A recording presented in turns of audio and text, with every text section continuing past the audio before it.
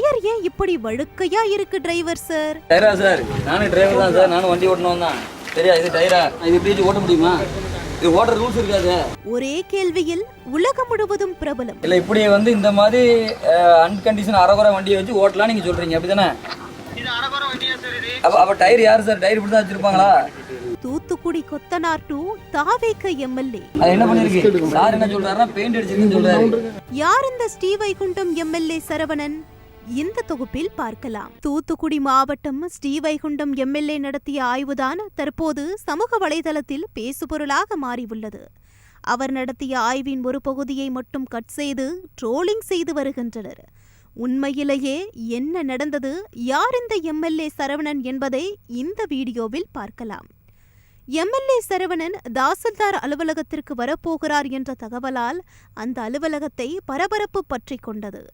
அருகே இருந்த நியாய விலை கடைக்கு சென்று திடீர் ஆய்வில் ஈடுபட்ட அவர், லாரியின் டயர் ஏன் வழுக்கையா உள்ளது, இப்படி இருந்தா எப்படி பொருட்கள் சரியான நேரத்தில் போய் சேரும் என்று கேள்வி எழுப்பினார். இதற்கு மொபைல் போனில் லவுட் ஸ்பீக்கர் வழியாக பதிலளித்த லாரி ஆபீஸ் மேனேஜர், இது பற்றியெல்லாம் உங்களுக்கு சொல்ல முடியாது, அதிகாரிகளிடம்தான் பேச முடியும் என அலட்சியமாக பதிலளித்தார். இந்த பகுதி மட்டும் கட் செய்த சில சமூக வலைதள வாசிகள், அசிங்கப்பட்ட எம்எல்ஏ, உனக்கு இந்த அசிங்கம் தேவையா போன்ற வார்த்தைகளில் வீடியோவை வைரல் செய்து வருகின்றனர். கான்ட்ராக்ட் இப்படிதான் எடுத்து நீங்க ஓகே பண்ணி எடுத்துறீங்கன்னா, காண்டில கண்ணாடி இல்ல சார், கான்ட்ராக்ட் பத்தி பேசாதீங்க சார். அப்படி வேணும்னா மேல அதிகாரி இருப்பாங்க சார், ஆபீசர்ல, அவங்க கேட்டுவாங்க சார். சரி சரி சரி. போதா குறையாக எம்எல்ஏ ஆதரவாளர் ஒருவர் லாரிக்கு அடியிலிருந்து ரீல்ஸ் வீடியோ எடுத்த புகைப்படமும் வைரலானது.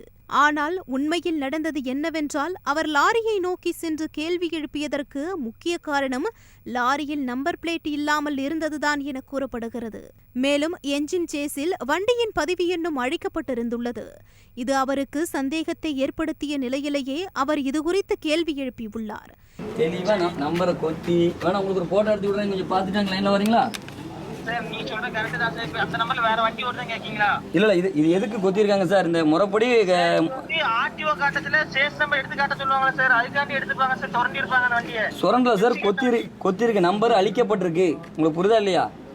இவரது பின்னணி இன்னும் சுவாரஸ்யம் நிறைந்தது.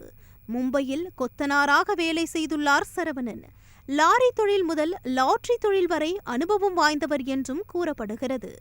பாஜகவிலிருந்து தாவேகாவிற்கு வந்தவர் என்றும் தெரிகிறது. எளிய மக்களுக்கு உணவு வழங்குவது, அமரர் ஊர்தி சேவை செய்வது போன்ற சமூக சேவைகளிலும் ஈடுபட்டு வருபவர். திமுகவினர் தன்னிடம் 50 கோடி ரூபாய் தருவதாக பேரம் பேசியதாக கூறி பெரும் பரபரப்பை ஏற்கனவே ஏற்படுத்தியிருந்தவர் எம்எல்ஏ சரவணன். தற்போது லாரியை ஆய்வு செய்ததன் மூலம் மீண்டும் வைரலாகியுள்ளார்.